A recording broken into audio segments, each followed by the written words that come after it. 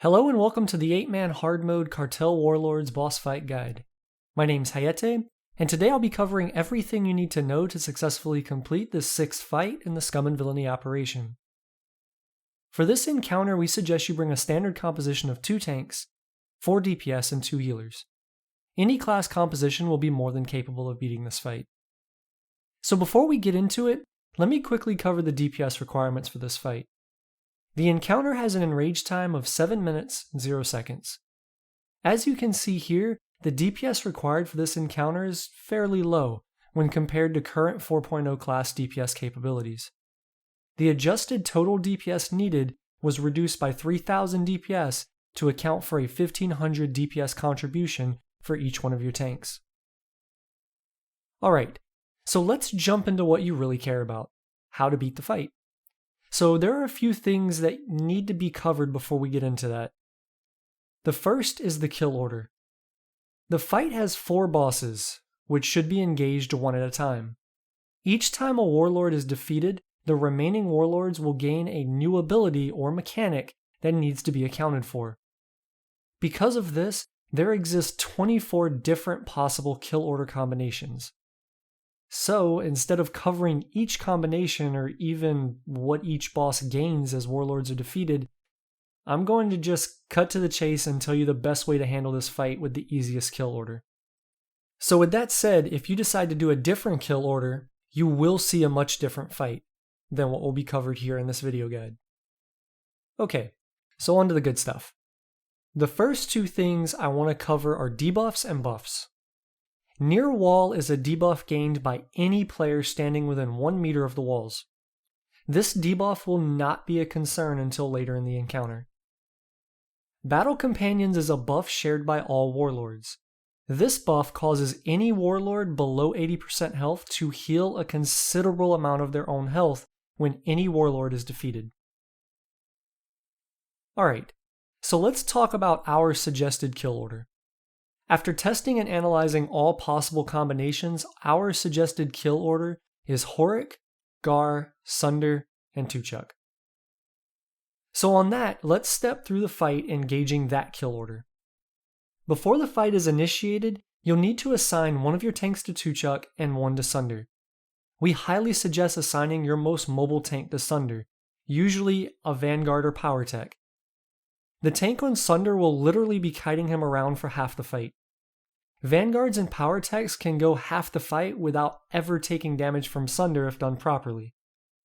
So since we're on the topic of kiting, let's cover positioning for the fight. As you start the fight, you'll want to position all DPS and healers forward of this line. The tank on Sunder should immediately pick him up and start to kite him around this path. The other tank should grab up Tuchuk and hold him near the DPS. As the fight is initiated, we highly suggest keeping your DPS players spread out near Horik around this arc. Horik will do a 5-second channeled ability called Spray and Pray every 16 seconds. This attack targets a random raid member and causes Horik to fire on them for the full duration. This attack should be moved out of immediately by any players in its path, including the target of the attack. If stood in, this attack does a significant amount of damage over time. As Horik is defeated, all raid members should stack except the tank kiting Sunder. This will help minimize the probability of Gar leaving the group and being outside of melee range for melee DPS. Sunder will now gain a new ability called Fixate, causing him to automatically aggro the closest player to him. At this point in the fight, this should still be the tank, so it should not cause any issues for the tank kiting. Tuchuk will gain a periodic knockback ability. Because of this, ensure your tank on Tuchuk is not against any wall and under the effect of the near wall debuff. If they are, they will be stunned and take a considerable amount of damage when the knockback occurs. Gar will periodically vanish and reappear on a random raid member. By stacking, you increase the chance he'll stay in the group. So simply burn Gar until he's defeated. As Gar falls, place all DPS on Sunder. Sunder will now gain a periodic CC against his current target. This will cause the tank to be unable to kite Sunder if no CC break is available. When this happens, call this out to your healers so they can focus heals on you. Sunder will continue to cast Fixate and will generally focus a melee DPS player if one is available. If or when this happens, make sure your tank taunts Sunder back immediately and the DPS player moves away from the damage. Continue to DPS Sunder until he's defeated. As Sunder falls, 3 adds will spawn into the room to assist Tuchuk. Ignore these adds and immediately DPS Tuchuk. At this point, it's a DPS race to defeat Tuchuk, as he'll be stacking a buff called Rising Fury that increases all damage done by him by 25% per stack. As Tuchuk is defeated, you can simply spread out and finish off the adds. So let me give you a few tips that make this fight a bit easier. First, try and bring the next warlord to be killed down to around 81 to 80% HP before you kill your current target.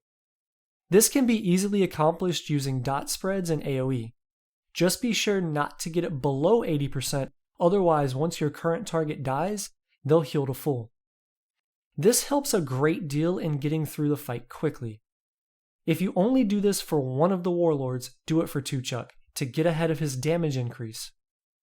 Second, when on Sunder, you can have your tank stop kiting and just face tank him. The damage taken here will be considerable, but if your healers are strong enough to heal through it, you'll completely remove the Fixate mechanic, and will make it much easier for melee DPS to do optimal damage, since they will not need to move around while DPSing. On the other hand, if you decide to kite him, and happen to have a Sentinel or Marauder, you can use Transcendence and Predation in conjunction with the fleet-footed Unbound utilities to remove the CC on the tank from Sunder. This works out nicely and synergizes well with Hold the Line, Hydraulic Override, and tank CC breaks. Essentially, between your tank and the Sentinel Marauder, you can completely negate the CC. Lastly, when tanking Tuchuk, you can position yourself at this location to completely negate the knockback mechanic if it becomes an issue for your group. So that's the fight, guys. To be honest, this fight is really simple. If you just follow this kill order, you'll get through it with no problem. Just be sure during the beginning of the fight you do not stand in Horic Spray and Pray. Too many players doing this will quickly overwhelm your healers. So if this video helped you, please consider hitting the thumbs up button and dropping us a like. If you're looking for more instructional videos such as these, definitely consider subscribing so you'll be the first to know of new content and guides as we release them. As always, if you have tips, tricks, or think of something I may have missed, please leave your thoughts in the comment section below. So thank you so much for watching, and until next time, enjoy the fight.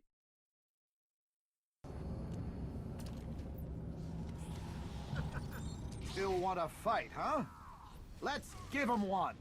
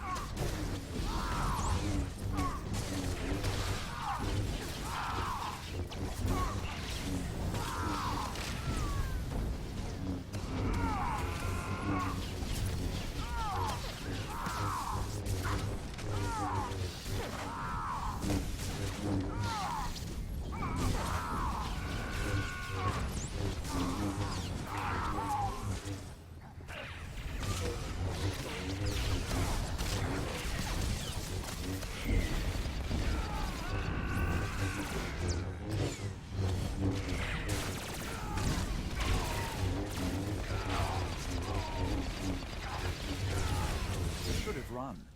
Too late now.